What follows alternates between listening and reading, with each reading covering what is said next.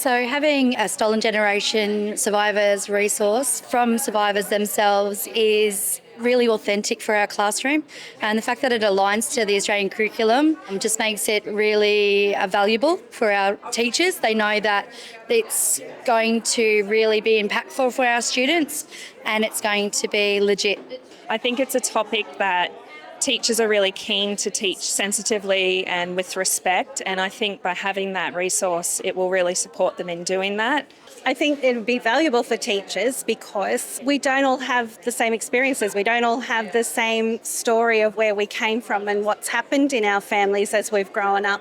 And as our classrooms become increasingly diverse, we're starting to recognise that when we hear from people who have lived it, people who have experienced it, and are able to say, this is what we need you to understand about us. This is how you can help us. Then we're not just guessing. We're not just using what we think ought to work, but we're joining a partnership with people and collaborating to improve things for our students. If we've got a high proportion of these students with these problems in your room, you're not going to get very much learning until you do some healing.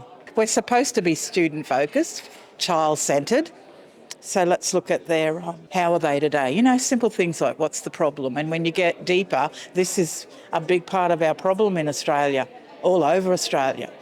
It's something that we're becoming more aware of as we move into the future, the importance of mental health and working on things that affect us from our past. And so I think it's an important skill to teach children as they grow up, because it's something that they will likely go through at some point in their lives. They will need to heal, and they'll see the importance of it through programs such as this.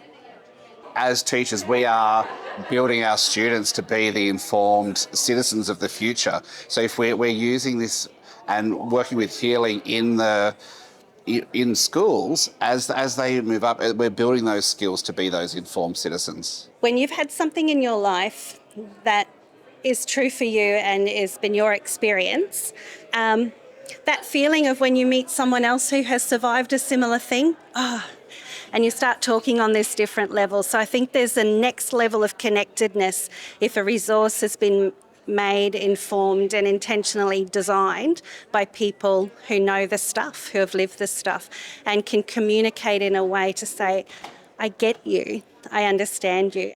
The Healing Foundation have really hit the nail on the head. What is missing is the Indigenous voice in Indigenous education. So that's really what we've needed. So well done.